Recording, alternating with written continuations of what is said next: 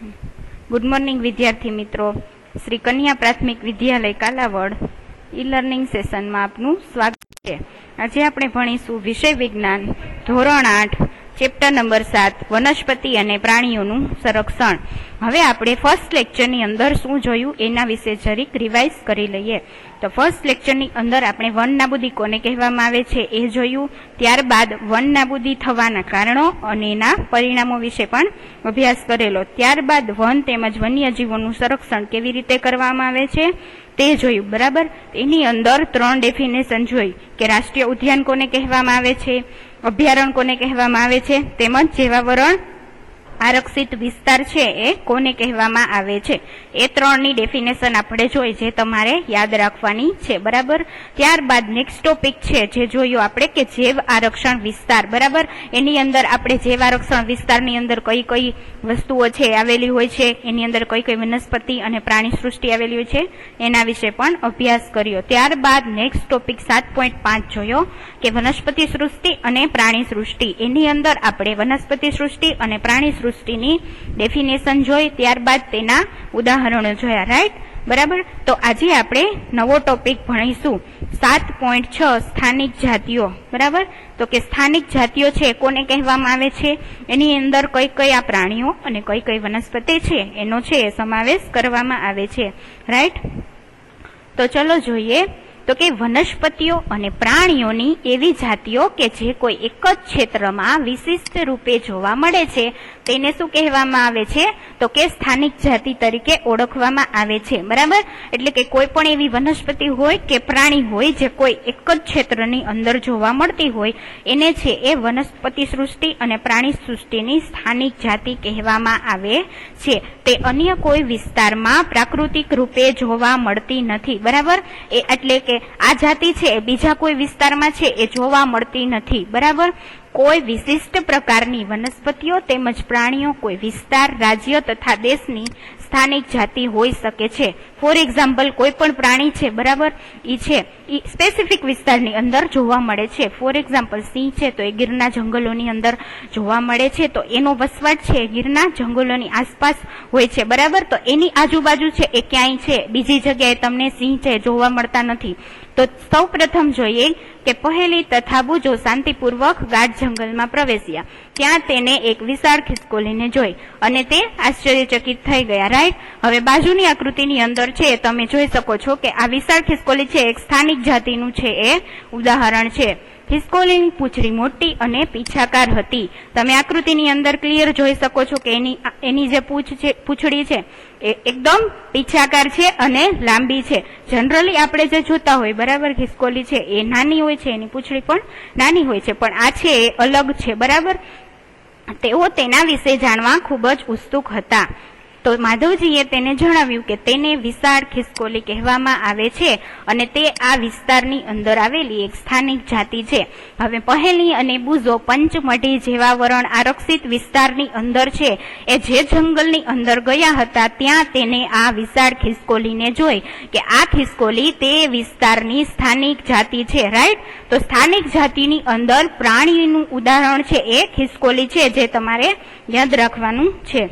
ત્યારબાદ તેને અલગ પ્રકારની વનસ્પતિ પણ જોઈ કે તે ત્યાંની સ્થાનિક જાતિ તરીકે ઓળખવામાં આવે છે, બરાબર। એની અંદર જોઈએ કે માધવજીએ પંચમઢી જેવા વરણ આરક્ષિત ક્ષેત્રમાં આવેલા સાલ અને જંગલી આંબાના ઝાડને બતાવીને સ્થાનિક વનસ્પતિઓનું ઉદાહરણ પણ આપ્યું। બાજુની આકૃતિ છે, બરાબર, એની અંદર છે તમને જંગલી આંબો છે એ બતાવવામાં આવેલો છે।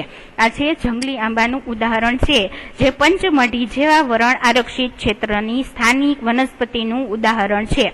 ત્યારબાદ બાયસન એટલે કે જંગલી બળદને બાયસન તરીકે પણ ઓળખવામાં આવે છે, એ તમારે યાદ રાખવાનું છે। ભારતીય વિશાળ ખિસકોલી જે તમે આગળ જોઈ અને ઉડતી ખિસકોલી તે વિસ્તારના સ્થાનિક પ્રાણીઓ છે। હવે તમને પૂછવામાં આવે કે સ્થાનિક પ્રાણીઓના ઉદાહરણ આપો, બરાબર। પંચમઢી જેવા વરણ આરક્ષિત ક્ષેત્રની અંદર આવેલા સ્થાનિક પ્રાણીઓના ઉદાહરણ આપો, તો તમારે લખવાનું શું થાય, તો કે બાયસન છે, વિશાળ ખિસકોલી છે, ઉડતી ખિસકોલી છે, બરાબર।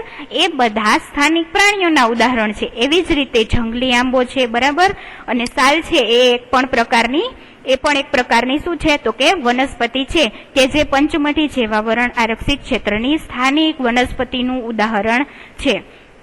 તેમના રહેઠાણનો નાશ થવાથી અને વસ્તી વધારાથી અને ત્યાં નવી જાતિઓને લાવવાથી સ્થાનિક જાતિના કુદરતી નિવાસ અને તેમના અસ્તિત્વને પણ જોખમ થઈ શકે છે. રાઈટ.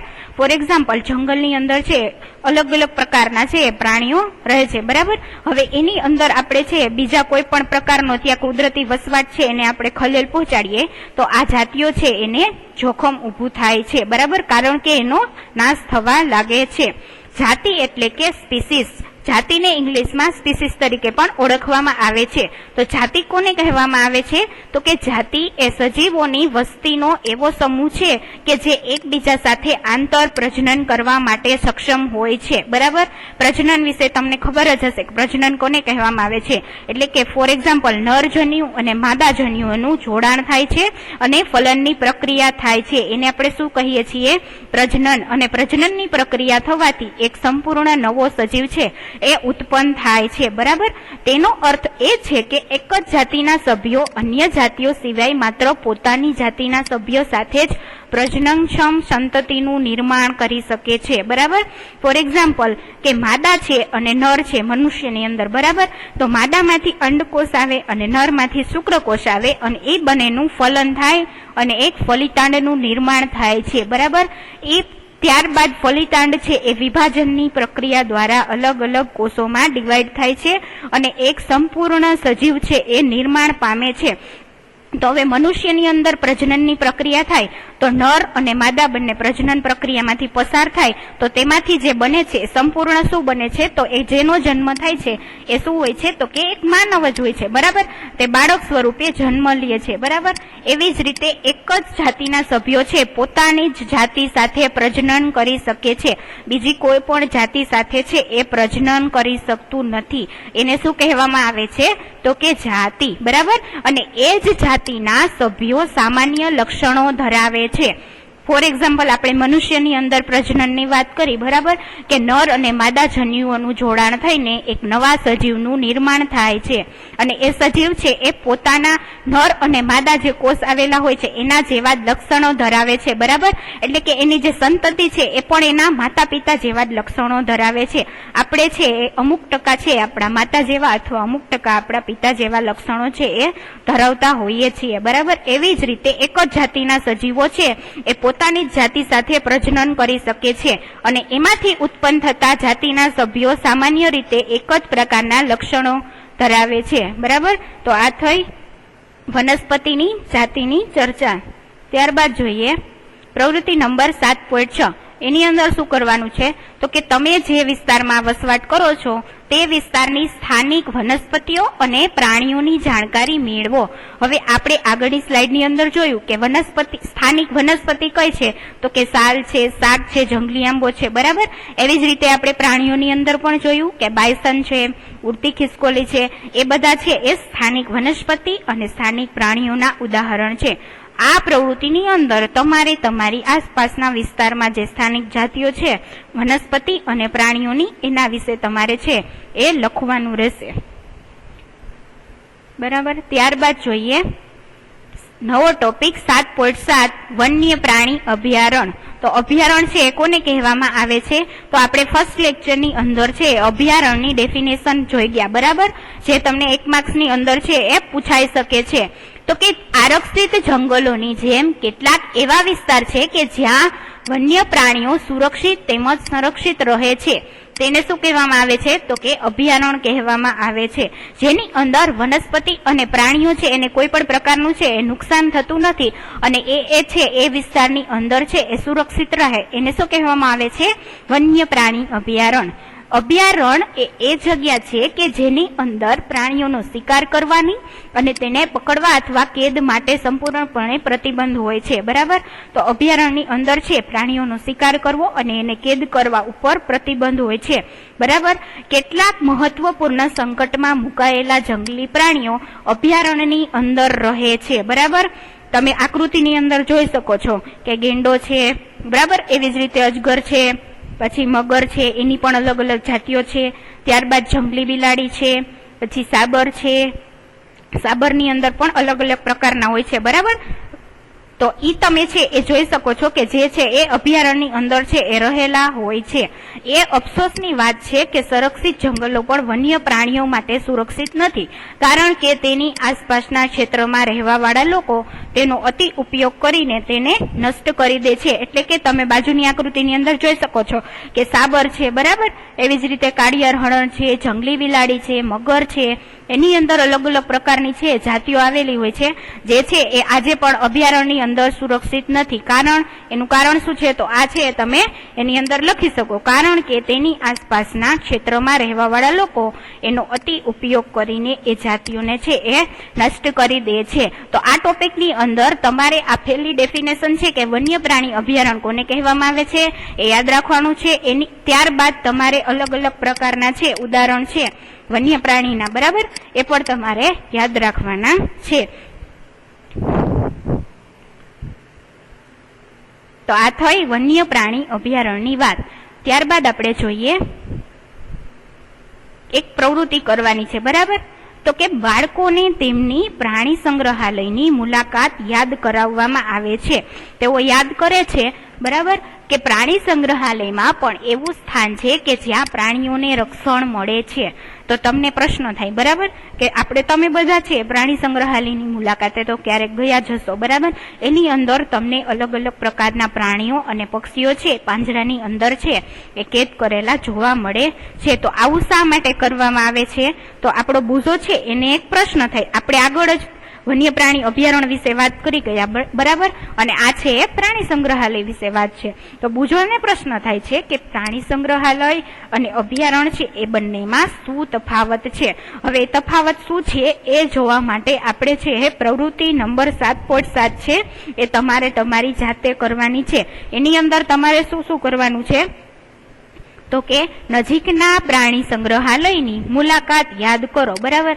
તમે જે પ્રાણી સંગ્રહાલયની મુલાકાતે ગયા હોય તે તમારે યાદ કરવાની છે, અને ત્યાંના પ્રાણીઓની કઈ પરિસ્થિતિમાં રાખવામાં આવે છે તેનું અવલોકન કરો. ત્યારબાદ તમારે બીજું શું જોવાનું છે? તો કે તે પ્રાણીઓના જીવન માટે છે એ યોગ્ય છે કે નથી, બરાબર. શું પ્રાણીઓ કુદરતી નિવાસસ્થાન કરતા કૃત્રિમ નિવાસસ્થાનમાં સુરક્ષિત રીતે રહી શકે છે? ત્યારબાદ તમારા મત મુજબ પ્રાણીઓ અને તેના કુદરતી નિવાસસ્થાનમાં આરામથી વસવાટ કરી શકે છે કે પ્રાણી ઉદ્યાનમાં છે એ વ્યવસ્થિત રીતે વસવાટ કરી શકે છે, બરાબર. આ બધા પ્રશ્નના જવાબ છે એ તમારે પ્રવૃત્તિ 7.7 ની અંદર તમારે તમારી પ્રાણી સંગ્રહાલયની મુલાકાત છે એ યાદ કરીને લખવાના રહેશે. ત્યારબાદ જોઈએ નવો ટોપિક 7.8 રાષ્ટ્રીય ઉદ્યાન. તો રાષ્ટ્રીય ઉદ્યાન છે કોને કહેવામાં આવે છે, એની અંદર કઈ કઈ વસ્તુનો સમાવેશ થાય છે એ આપણે આ ટોપિકની અંદર અભ્યાસ કરીશું. તો સૌપ્રથમ પહેલી અને બુજો છે એ પંચમઢી જીવાવરણ આરક્ષિત ક્ષેત્રની અંદર ગયા, બરાબર. ત્યાં તેને વન્ય પ્રાણી અભયારણ્ય પણ જોયું. ત્યારબાદ તેઓ છે એ રોડ પર આગળ ચાલતા હતા તો એને એક બોર્ડ લખેલું જોયું, જેની અંદર શું લખેલું હતું? તો કે સાતપુડા રાષ્ટ્રીય ઉદ્યાન, બરાબર. તો રાષ્ટ્રીય ઉદ્યાન શું છે? તો કે રાષ્ટ્રીય ઉદ્યાન છે એ એવો આરક્ષિત ક્ષેત્ર છે કે જે પર્યાવરણના સંપૂર્ણ નિવસન તંત્રનું સંરક્ષણ કરવા માટે પર્યાપ્ત છે, બરાબર. એને શું કહેવામાં આવે છે? તો કે રાષ્ટ્રીય ઉદ્યાન કહેવામાં આવે છે. તે વનસ્પતિ જાત, પ્રાણી જાત, ભૂમિ વિસ્તાર તથા ઐતિહાસિક વસ્તુઓનું સંરક્ષણ કરે છે. હવે રાષ્ટ્રીય ઉદ્યાનની અંદર અલગ અલગ પ્રકારની વનસ્પતિઓ, પ્રાણીઓ, ભૂમિ છે, ભૂમિ વિસ્તારની અંદર અલગ અલગ પ્રકારના સરોવરો છે એ પણ આવેલા હોય છે, તથા ઐતિહાસિક વસ્તુઓ, બરાબર. એટલે કે અલગ અલગ પ્રકારની છે એની અંદર ગુફાઓ જેવા અલગ અલગ રચના છે એ જોવા મળે છે. સાતપુડા રાષ્ટ્રીય ઉદ્યાન ભારતનું પ્રથમ આરક્ષિત જંગલ છે. તમારે યાદ રાખવાનું છે, MCQ ની અંદર તમને 1 માર્ક્સમાં પૂછાઈ શકે કે સાતપુડા રાષ્ટ્રીય ઉદ્યાન છે કયું રાષ્ટ્રીય ઉદ્યાન ભારતનું પ્રથમ આરક્ષિત જંગલ છે? તો કે સાતપુડા રાષ્ટ્રીય ઉદ્યાન. આ જંગલની અંદર ઉચ્ચ પ્રકારના શાક જોવા મળે છે. શાક શું છે તો કે એ એક પ્રકારની વનસ્પતિ છે, બરાબર. વનસ્પતિનું ઉદાહરણ છે, જેનું લાકડું છે એ અલગ અલગ પ્રકારની વસ્તુઓ બનાવવામાં ખૂબ જ ઉપયોગી છે. જેમ કે છે ફર્નિચર બનાવવામાં, ટેબલ, આ તે, એ બધી વસ્તુ બનાવવા માટે સાગનું લાકડું છે એ ખૂબ જ ઉપયોગી છે, બરાબર. તો એ છે એ સાતપુડા રાષ્ટ્રીય ઉદ્યાનની અંદર આવેલું છે. સાતપુડા રાષ્ટ્રીય ઉદ્યાન ખડકોના આશ્રય અથવા તો ગુફાઓ પણ આવેલી છે, બરાબર. જે તમે બાજુની આકૃતિની અંદર જોઈ શકો છો કે સાતપુડા રાષ્ટ્રીય ઉદ્યાનની અંદર પથ્થરોની ગુફાઓ આવેલી છે. તે આ જંગલોમાં મનુષ્યની ગતિવિધિઓની ઐતિહાસિક સાબિતી છે. તે આપણને આદિમાનવના જીવન વિશે ખ્યાલ આપે છે. તો હવે તમને પ્રશ્ન થાય કે રાષ્ટ્રીય ઉદ્યાનની અંદર પણ ગુફાઓ આવેલી હોય તો કે હા, રાષ્ટ્રીય આપણે આગળ જ જોયું, બરાબર, કે વનસ્પતિ જાત, પ્રાણી જાત તથા ઐતિહાસિક વસ્તુઓ પણ છે એ રાષ્ટ્રીય ઉદ્યાન છે એનું સંરક્ષણ કરે છે. તો ઐતિહાસિક વસ્તુની અંદર છે એ ગુફાઓ છે એ આવેલી હોય છે, બરાબર. પથ્થરોની આ ગુફાઓમાં ચિત્રકામ પણ જોવા મળે છે. બાજુની આકૃતિની અંદર તમે જોઈ શકો છો કે પથ્થરો છે, બરાબર, એની ગુફા છે, એની અંદર અલગ અલગ પ્રકારની છે કોતરણી છે તમને જોવા મળે છે, બરાબર. આ કલાકૃતિઓમાં પ્રાણીઓ તેમજ મનુષ્ય લડતા, શિકાર કરતા, નૃત્ય કરતા તેમજ વાદ્ય યંત્ર વગાડતા દર્શાવવામાં આવ્યા છે. આજે પણ અનેક આદિવાસીઓ આ જંગલોમાં રહે છે, બરાબર. તો કે આદિવાસીઓ છે એ આ જંગલોની અંદર ઘણી અત્યારે પણ હાલની તકે પણ એ લોકો છે એ રાષ્ટ્રીય ઉદ્યાનની અંદર વસવાટ કરે છે, બરાબર. તો આ કલાકૃતિઓની અંદર આપણે જોયું કે પ્રાણીઓ તેમજ મનુષ્ય છે એ લડતા, શિકાર કરતા, નૃત્ય કરતા, આની અંદર તમે જોઈ શકો છો કે અમુક છે એ નૃત્ય કરી રહ્યા છે, અમુક છે એ લડી રહ્યા છે, કોઈ છે એ વાદ્ય યંત્ર છે એ વગાડી રહ્યા છે, બરાબર. તો ગુફાઓની અંદર અલગ અલગ પ્રકારની કોતરણી કરીને એનો પણ નમૂનો છે એ રાષ્ટ્રીય ઉદ્યાનની અંદર અત્યારે પણ હાલની તકે છે એ આપણને જોવા મળે છે, જે આપણને આદિવાસીઓના જીવન વિશે ખ્યાલ આપે છે, બરાબર. તો આ થઈ આપણી રાષ્ટ્રીય ઉદ્યાનની વાત. ત્યારબાદ આપણે જોઈએ તો કે બાળકો જેવા આગળ વધ્યા, બરાબર, તો તેઓએ એક બોર્ડ જોવા મળ્યું જેના પર લખ્યું હતું કે સાતપુડા વાઘ આરક્ષિત વિસ્તાર. હવે એ રાષ્ટ્રીય ઉદ્યાન જોઈને જેવા આગળ વધ્યા તો એને શું જોયું રસ્તા ઉપર એક બોર્ડની અંદર તો કે સાતપુડા વાઘ આરક્ષિત વિસ્તાર. તો આપણી સરકારે વાઘના સંરક્ષણ માટે પ્રોજેક્ટ ટાઈગર છે એ અમલમાં મૂક્યો છે. આ પ્રોજેક્ટનો ઉદ્દેશ આપણા દેશમાં વાઘના જીવન અને વાઘની વસ્તીની જાળવણી કરવાનો છે, બરાબર. ઇન્ડિયન ગવર્મેન્ટ છે એ ખૂબ જ છે પ્રાણીઓના સંરક્ષણ માટે અલગ અલગ પ્રકારના છે એ પ્રોજેક્ટ છે એ મૂકતી હોય છે, બરાબર. એવી જ રીતે એને પ્રોજેક્ટ ટાઈગર નામનો એક પ્રોજેક્ટ છે એ અમલમાં મૂક્યો. શા માટે? કારણ કે અત્યારના દિવસોમાં છે એ વાઘની સંખ્યા છે દિવસે ને દિવસે ઘટતી જાય છે, જેના કારણે છે ગવર્મેન્ટ છે આવા અલગ અલગ પ્રકારના છે એ પ્રોજેક્ટ છે એ બનાવે છે. તેનાથી શું થાય તો કે વાઘ છે એનું સંરક્ષણ સારી રીતે થઈ શકે છે. ફોર એક્ઝામ્પલ, અત્યારે છે ગીરના જંગલોની અંદર સિંહોની સંખ્યા છે એ ઘટતી જાય છે, બરાબર. તો હવે આપણે છે સિંહનું પણ સંરક્ષણ કરવું જોઈએ, નહીતર શું થાય તો એક દિવસ એવો આવશે કે જ્યારે છે આ પ્રાણીઓ છે એની જાતિ છે એ સંપૂર્ણપણે લુપ્ત થઈ જશે અને આપણે છે ખાલી પિક્ચરની અંદર જ એને જોઈ શકશું. એટલા માટે ગવર્મેન્ટ છે અલગ અલગ પ્રકારના આવા છે પ્રાણીઓના સંરક્ષણ માટે અલગ અલગ પ્રકારના છે એ પ્રોજેક્ટ છે એ અમલમાં મૂકે છે. તો સાતપુડા વાઘ આરક્ષિત વિસ્તાર પણ એનું જ એક ઉદાહરણ છે કે જેની અંદર છે એ વાઘ છે સંપૂર્ણપણે સુરક્ષિત રહી શકે. તો એ વાઘ એ એવી જાતિઓમાંથી એક છે કે જે ધીરે ધીરે જંગલોમાંથી નાશ પામી રહી છે, પરંતુ સાતપુડા આરક્ષિત ક્ષેત્રમાં વાઘોની સંખ્યામાં વધારો થઈ રહ્યો છે, એટલે કે તે સંરક્ષણ માટેનું આગવું ઉદાહરણ છે. સાતપુડા વાઘ આરક્ષિત ક્ષેત્ર જ એવું છે કે જેની અંદર વાઘોની સંખ્યા છે એમાં વધારો થઈ રહ્યો છે. તમને પ્રશ્ન થાય એવું શા માટે? કારણ કે એક સુરક્ષિત ક્ષેત્ર છે એની અંદર શિકાર કરવા એમ જ પ્રાણીઓને ખલેલ પહોંચાડવા માટે સંપૂર્ણપણે છે એ મનાઈ આવેલી હોય છે, જેના લીધે છે વાઘનો શિકાર ન થાય તો એની સંખ્યા છે એમાં દિવસે ને દિવસે શું થાય તો કે વધારો થતો રહે છે. એટલા માટે છે આપણી ગવર્મેન્ટે આવા અલગ અલગ પ્રકારના છે આરક્ષિત ક્ષેત્રો અને અલગ અલગ પ્રકારના પ્રોજેક્ટ છે એ બહાર પાડે છે. કોઈક સમયે સિંહ, હાથી, જંગલી ભેંસ તથા સાબર પણ સાતપુડા રાષ્ટ્રીય ઉદ્યાનમાં જોવા મળતા હતા.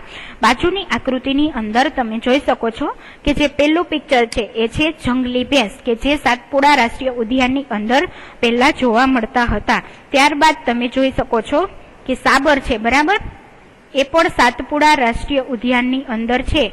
તમે એને પણ જોઈ શકો છો. બાજુની આકૃતિમાં તમે સાબર છે એ જોવો છો, બરાબર, એ પણ સાતપુડા રાષ્ટ્રીય ઉદ્યાનની અંદર પેલા જોવા મળતા હતા. એવી જ રીતે સિંહ અને સાબર પણ સાતપુડા રાષ્ટ્રીય ઉદ્યાનની અંદર છે એ તમને જોવા મળતા હતા. ત્યારબાદ જોઈએ વનસ્પતિ સૃષ્ટિ અને પ્રાણી સૃષ્ટિમાં જોવા મળતી જૈવ વિવિધતા. હવે આપણે આગળ છે એ અભ્યાસ કરી ગયા કે વનસ્પતિ સૃષ્ટિ અને પ્રાણી સૃષ્ટિ કોને કહેવામાં આવે છે અને એની અંદર અલગ અલગ પ્રાણીઓ અને વનસ્પતિઓ છે એના વિશે છે આપણે અભ્યાસ કરી ગયા. હવે એની અંદર 4 પ્રકારની જાતિઓ છે એ આવેલી હોય છે. પહેલી જાતિ છે કે સંવેદનશીલ જાતિઓ. અમુક જાતિઓ એવી છે કે જે છે એ પર્ટિક્યુલર વિસ્તારની અંદર છે એ જોવા મળે છે, જેને છે આપણે સંવેદનશીલ જાતિઓ તરીકે ઓળખીએ છીએ. એના ઉદાહરણ છે પાંડા અને પોલાર બિયર. પેલું પિક્ચર છે એ છે પાંડાનું, બરાબર, જે તમને બધાએ જોયા જ હશે. અને બાજુનું પિક્ચર છે એ છે પોલાર બિયર એટલે કે ધ્રુવીય રીંછ, જે છે એ ઠંડા પ્રદેશોની અંદર છે એ જોવા મળે છે. એટલા માટે જ એને છે એ સંવેદનશીલ જાતિ તરીકે ઓળખવામાં આવે છે. ત્યારબાદ જોઈએ કે લુપ્ત થતી જાતિઓ, બરાબર. તો અમુક જાતિઓ એવી છે પ્રાણી અને વનસ્પતિની કે જે છે એ લુપ્ત થવાના આરે છે, એટલે કે એની અંદર છે અમુક ટકા છે એની છે એ વસ્તી રહેલી છે, બરાબર. તો એની અંદર ઉદાહરણ છે દરિયાઈ કાચબો, બરાબર, અને હોક્સબીલ. આ છે એ હોક્સબીલ છે એ વાનરની એક જાતિ છે અને બાજુની અંદર તમે જોઈ શકો છો એ છે દરિયાઈ કાચબો, બરાબર. આ 2 જાતિ એવી છે કે જે છે એ લુપ્ત થવાના આરે છે. હવે તમને પ્રશ્ન થાય કે આ હોક્સબીલ છે એ શું છે? તો કે એક પ્રકારનો વાનર છે જે ઇન્ડોનેશિયા અને મલેશિયાના વરસાદી જંગલોની અંદર જ જોવા મળે છે. અહીંયા છે આ વાનર જોવા મળતો નથી. મલેશિયા અને ઇન્ડોનેશિયાની અંદર છે આ પ્રકારના વાનર છે એ જોવા મળે છે, બરાબર.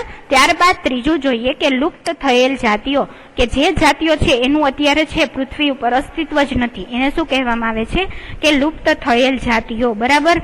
એની અંદર ઉદાહરણ છે ડાયનોસોર અને ડોડો. ફર્સ્ટ છે એ છે ડાયનોસોર અને આ છે એ ડોડો. હવે ડોડો શું છે? તો કે એક બતક જેવું એક પ્રકારનું પ્રાણી છે જે પહેલા છે એ આપણી પ્રાણી સૃષ્ટિની અંદર જોવા મળતું હતું. હવે બધા પક્ષીઓ છે, બરાબર, એ ઉડી શકે, પણ આ ડોડો છે એની અંદર પાંખ આવેલી હતી, છતાં પણ તે ઉડી શકતું ન હતું. પરંતુ અત્યારના દિવસોની અંદર ડોડો છે એની જાતિ છે જોવા મળતી નથી. જેવી રીતે ડાયનોસોર છે એને આપણે પિક્ચરની અંદર જ જોઈ શકીએ છીએ, એવી જ રીતે ડોડો છે એને પણ આપણે પિક્ચરની અંદર જ જોઈ શકશું, કારણ કે આ 2 જાતિઓ છે એ લુપ્ત થઈ ગયેલ છે. ત્યારબાદ જોઈએ કે નાશપ્રાય જાતિઓ, કે જે જાતિઓ છે એનો સમૂહ છે એની અંદર જે જાતિઓ છે એનો નાશ થતો રહે છે, તો એવી જાતિઓને નાશપ્રાય જાતિઓ કહેવામાં આવે છે કે જેનો દિવસે ને દિવસે છે એ નાશ થતો જાય છે. એની અંદર જોઈએ ઉદાહરણ 1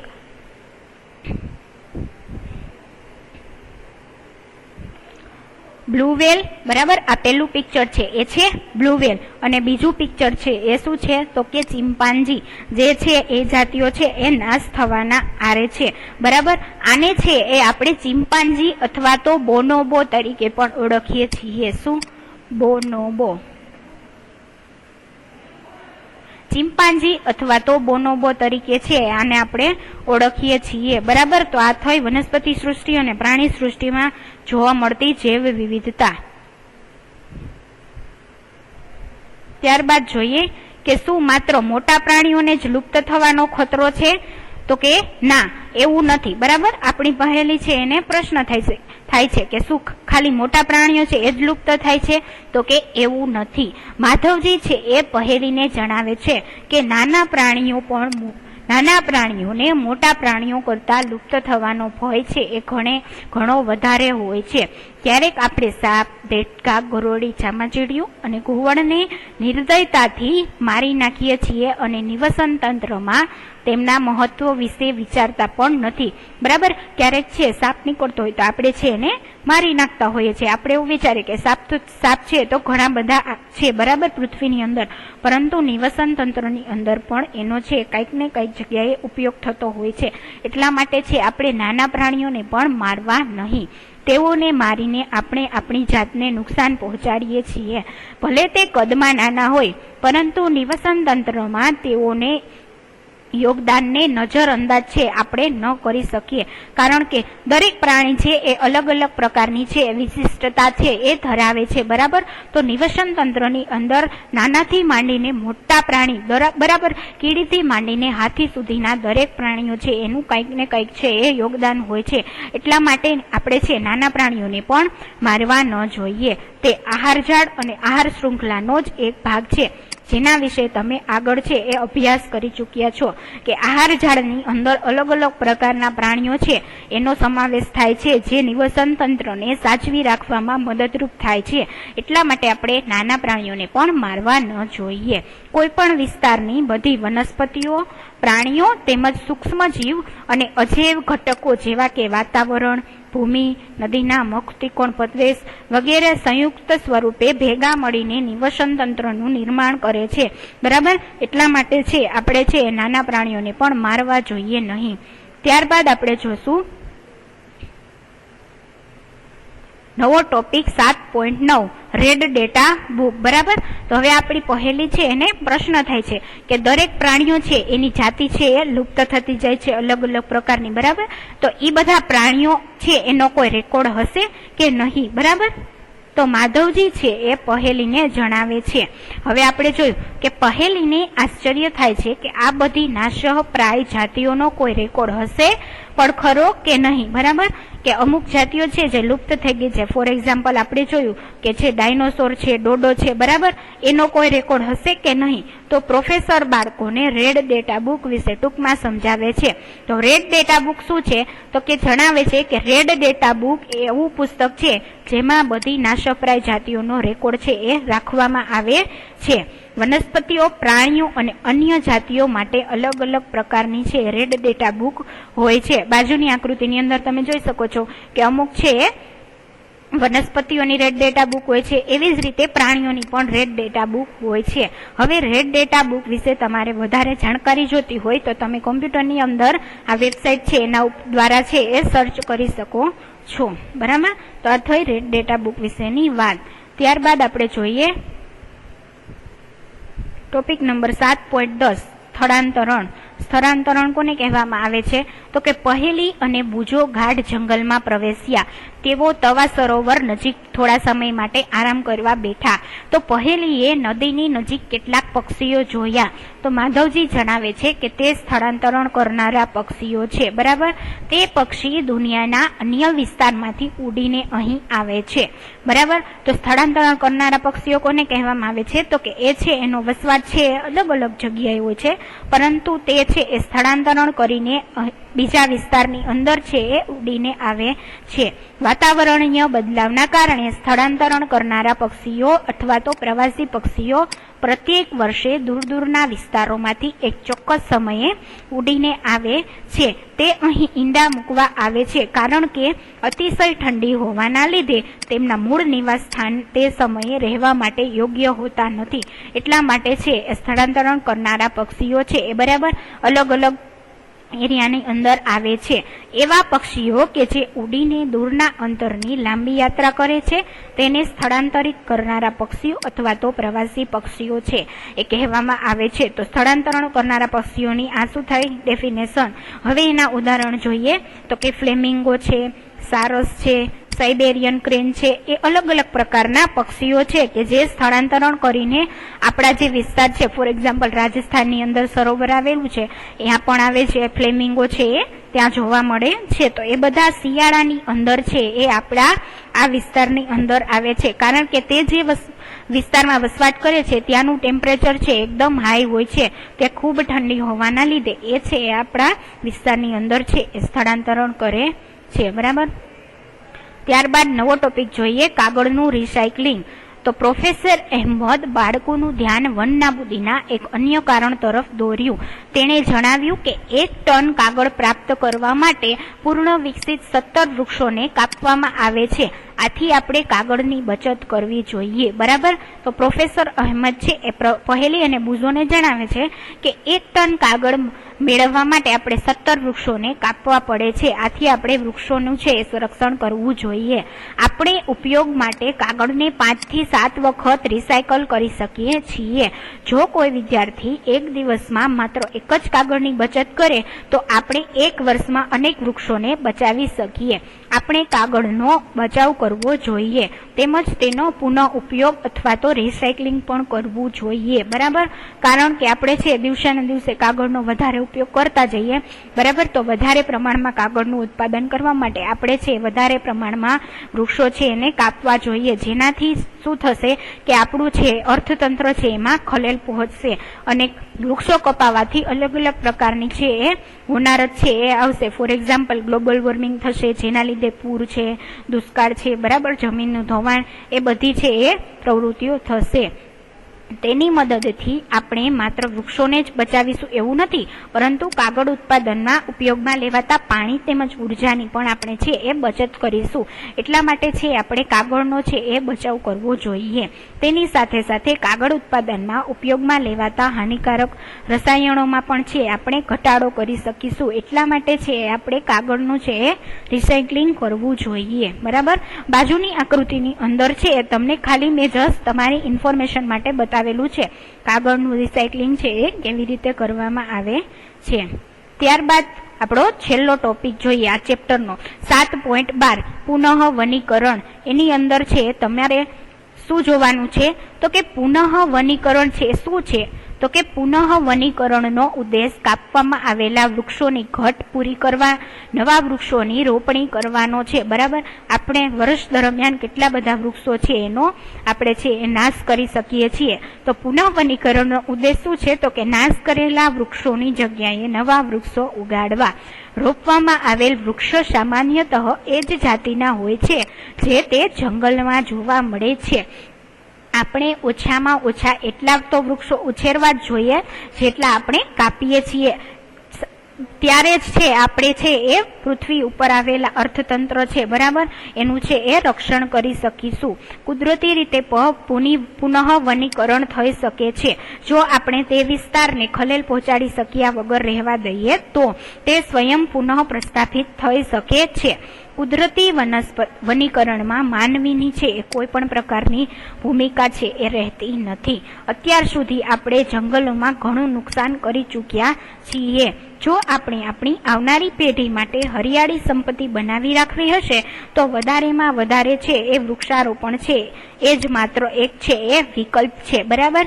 તો આપણે છે એ પુનઃ વનીકરણ છે એ કરવું જોઈએ. કારણ કે આપણે વર્ષ દરમિયાન ઘણા બધા વૃક્ષો છે એનો છે એ નાશ કરીએ છીએ. બરાબર. તો આપણે છે એની જગ્યાએ નવા વૃક્ષો ઉગાડીએ જ નહીં તો દિવસે ને દિવસે છે પૃથ્વી ઉપર વનસ્પતિ છે એનું પ્રમાણ છે ઘટતું જશે, જેના લીધે વાતાવરણની અંદર ઓક્સિજનની અછત વર્તાશે અને કાર્બન ડાયોક્સાઇડનું પ્રમાણ છે એ વધી જશે, જેના લીધે ગ્લોબલ વોર્મિંગ જેવા કાર્યો છે એ થશે. બરાબર. હવે બાજુની આકૃતિની અંદર તમે જોઈ શકો છો કે પુનઃ વનીકરણ છે એ કરવામાં આવે છે. ત્યારબાદ તમે જોશો કે 2001ની અંદર એક જંગલ છે એનો નાશ થઈ ગયેલો, પરંતુ પુનઃ વનીકરણની પ્રક્રિયા દરમિયાન 2019ની અંદર છે એ પાછું છે એ જંગલ છે એકદમ લીલુંછમ થઈ ગયું. બરાબર. એ તમને આકૃતિની અંદર જોવા મળે છે. બરાબર. તો આપણે છે એ પુનઃ વનીકરણ છે એ કરવું જોઈએ અને વૃક્ષોનો અને પ્રાણીઓ છે એનો બચાવ કરવો જોઈએ અને એનું સંરક્ષણ પણ કરવું જોઈએ. બરાબર. તો વિદ્યાર્થી મિત્રો અહીંયા છે આપણું છે ચેપ્ટર નંબર 7 છે વનસ્પતિ અને પ્રાણીઓનું સંરક્ષણ એ છે કમ્પ્લીટ થાય છે. તો તમારે તમારી ફેરબુકની અંદર છે આ ચેપ્ટરનું સ્વાધ્યાય છે એ એકદમ સારા અક્ષરે અને છે લખવાનું છે અને એને પાકું કરવાનું છે. બરાબર. અને કંઈ ડાઉટ હોય તો મેસેજ કરવાનો રહેશે મને. Thank you everyone. Stay home, stay safe. Thank you.